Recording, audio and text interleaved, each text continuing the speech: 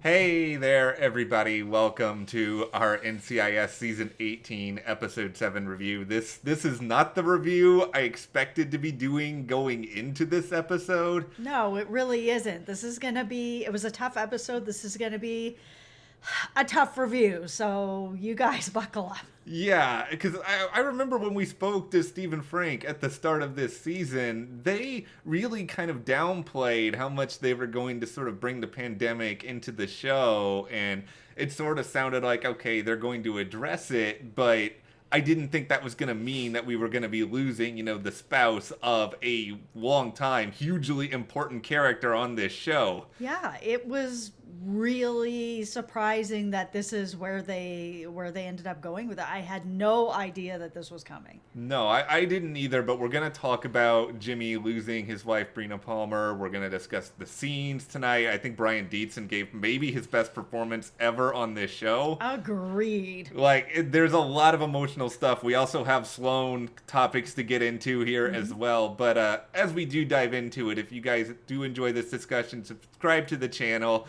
And, we're going to be here every week, or at least every week there's a new NCIS talking all about the show. Absolutely. Okay, we just have to just dive into this because right away, like the first 2 or 3 minutes, they mentioned that Brina was gone. Yeah, and I was just like, what? Gone? Gone what? Gone where? Gone how? Like, Yeah. it was very sort of in passing. And I mean, they did mention that this was 2 months later, but just the same, I was just like, off screen? This has happened off screen. So yeah, we're all here. Yeah, I almost didn't know if I heard it wrong or if it I was. thought I did too. Well, and because it was so sort of just casually mentioned in a conversation, but then as the episode goes along, you see Jimmy. He's trying to be like going from like 0 to like 100. He's like super hyperactive. He's all over the place. Yeah, and I mean, at first when it was brought up that she had passed away and it wasn't something that was actively happening, it is something that had happened off screen, and there's been other NCIS characters that we have lost off screen. At first I was kind of feeling even more sort of sad and raw about it until it started to be revealed of why she passed away. And then I was like, oh, this is something that has hit so many people, including myself, that, she's passed away from the pandemic and the virus and everything that has happened. And he was talking about not being able to even go and see her. And the same thing happened to me and my family. My grandma passed away last April, and no one was allowed to go in and no one was allowed to see her, and she passed away. And then there was only 7 people allowed to go to the funeral, so I haven't even been back to say goodbye yet.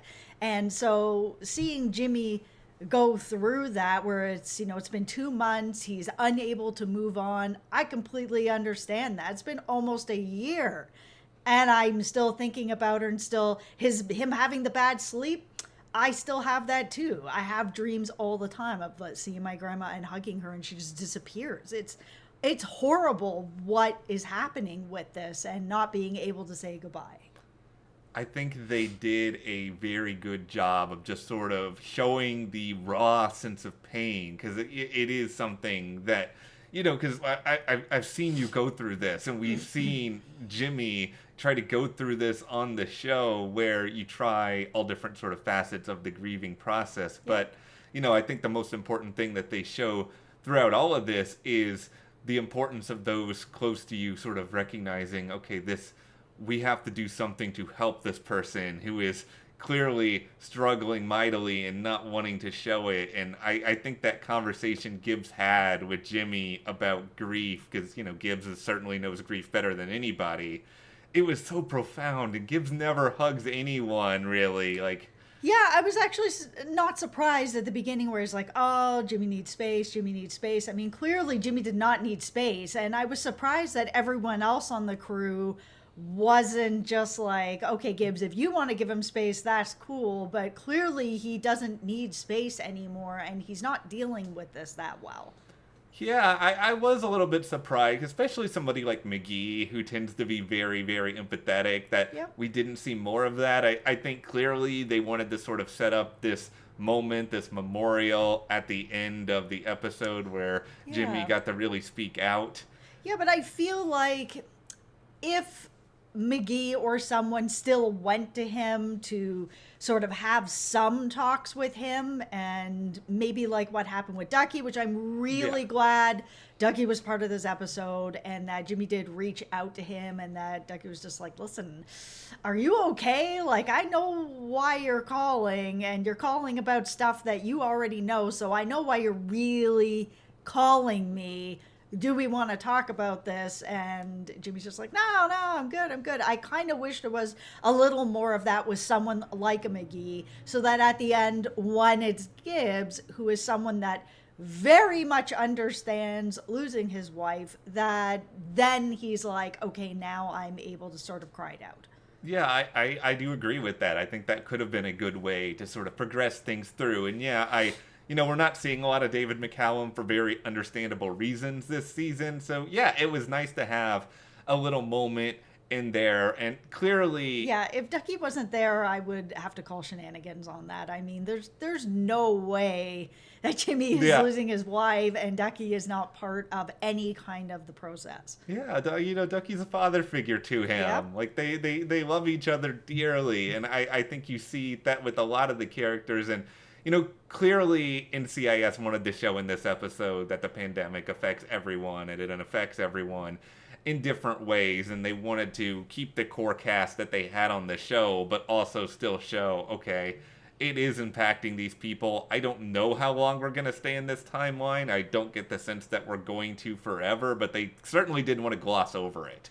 Yeah, and I mean, this pandemic hits everyone, and, it was good to see that they decided not just to do something like, oh, we're going to show masks or we're going to show whatever, but that they actually had it affect somebody by losing someone, because people of all ages are dying of this. So it was, a very sad loss for Jimmy, and it was a very tough episode. Yeah.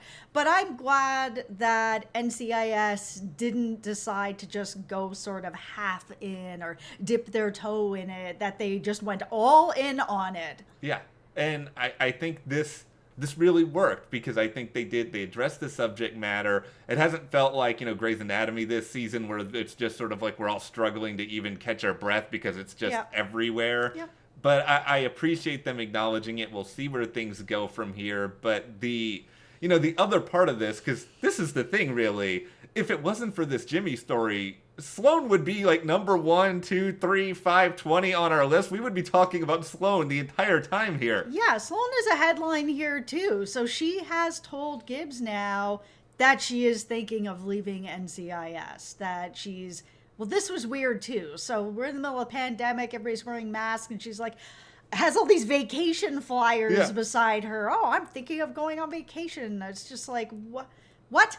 Like, if the show is going to pick a lane, it needs to pick a lane. Either we're in it and we're doing things properly, or we're not. Sloane does not seem like somebody who would go on a vacation during the pandemic. So I feel like all those brochures or whatever is just her mostly expanding her mind into what is it she wants. Because I thought, and I mean, maybe she's kind of hiding something on this, and maybe, I don't know, I'll take an L on this, but I thought that it was going to have something to do with her daughter, that it would be something really significant that was going to pull her away from work. But I mean, maybe this is it, where she's just like, I want something different in my life, and I want to move into something different, so I'm gonna.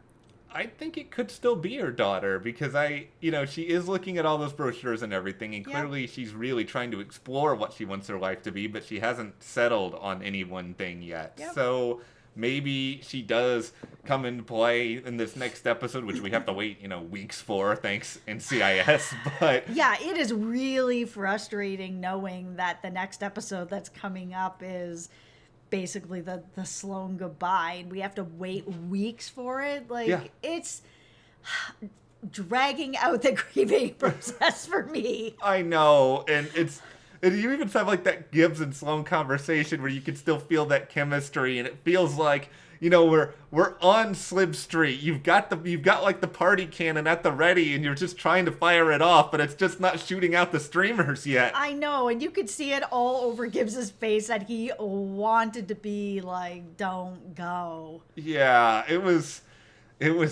sad, and I'm really gonna miss Sloane. Like, I liked what she brought to this team so much. Me too. I'm really gonna miss her, and yeah, I love what she brought to the team. I love the chemistry she has with Gibbs. And speaking of chemistry, it was a little bit odd to hear that Bishop has never seen Torres' apartment. Like, they are pretty close off, the team. They are very, very good friends. How has she never seen his apartment? That was really crazy to me. He's clearly very protective of his apartment. He doesn't want anybody else there except for the guy on the case of the week. But yeah, that was weird. But according to his Alexa, after Ice Road Truckers, there was something going on at 8 that we didn't get to hear. Yep, and maybe that's it, is that he's just very closed off. As he said, he's always hitting the reset button, so he doesn't let anybody over. But he's okay to go over to her apartment, because that's probably still going on. We even saw at the memorial at the end, she looped her arm around his, and he held her hand. So, I mean, it's happening, guys. I feel that it's happening. Off screen, it's happening. I feel like it is happening now. I was a little bit more cagey on the did they kiss or not on this past episode. I know, and I died on that hill. Well, I think they did. I don't think you died on that hill. I think you're alive and thriving on that hill now, because I think, the hand holding at the memorial, the conversations they had even walking into the office, the Alexa thing. Come on, guys, you're not fooling me now. Okay, I don't know if they kissed or not in that episode. Maybe they did. It's so interesting that you think that happened, but you're still not thinking that anything happened with Gibbs and Sloane at Christmas time, when we've got him hugging her, touching her, kissing her on the forehead, inviting her over. They're sharing alcohol. And then later he's like, Merry Christmas or whatever on a big painting. Listen, it happened with them off screen too. That's a hill I'm dying on. Okay, well, we'll see. And thriving. If the next episode, if they have a moment in the next episode where Sloane is just going to be like, Gibbs, we always have Christmas, I will just fall over and spontaneously combust in video form. We better have more than just a line. Listen, they're splitting off. They've been hooking up since Christmas 2 seasons ago. We need an on-screen kiss. What a weird... I need an on-screen kiss. I kind of want one too at this point. Yeah, there's just such nice chemistry there. I'd really like to see it. Weird journey we went on with this video. It started so sad, and now we're on spontaneous combustion over Gibbs and Sloane. This was a rough episode for me, man. It was tough. It was tough, and it's no disrespect to the case of the week. Like, seeing somebody over at Torres' apartment was funny, and there was some good stuff. It's just there were some laughs with the Alexa and the making of the donuts and all that sort of stuff. It just can't be the focus, and I'm not going to remember this episode for that. No, I am not going to remember this episode for that at all. No, and so that's why we talk more about these sort of big reveals. But, this episode probably made you all feel all of the things, because clearly it did for us. Yeah, they packed a lot into this episode. It was very emotional. It was very well done. Brian was so good. Yeah, and I think it's this... we came out of the Golden Globe nominations recently, and you don't see any network actors really get recognition anymore, and it's just sad, because here's somebody who, often has to do very, expositional dialogue every week. Here's the body, here's all this. Comes out and just destroys this storyline. It's so good. Yeah, it is really sucky that stuff like this comes up where it's such a important and difficult story, and Brian did such a good job, and unfortunately when it comes to stuff like Golden Globes, they're not going to look at him, but we are awarding you the awards of our heart, Brian, because clearly you're watching this 14 minutes in. Can we find a way to make a trophy of our hearts now, and it can be but you have won the Matt and Jess's Hearts Award, Brian Dietzen. Congratulations. We love you, Brian. The ceremony is happening right now, apparently. But with that, what did you guys think about NCIS Season 18, Episode 7? You laugh through the pain sometimes, guys. Share in the You gotta. comments, and if you do It's like part this, of denial. Number one of the 5 stages of grief that Jimmy is stuck in. if you guys enjoyed this video, subscribe, give us a like, support us further. Check the links to the store, our Patreon. We'll see you here next time.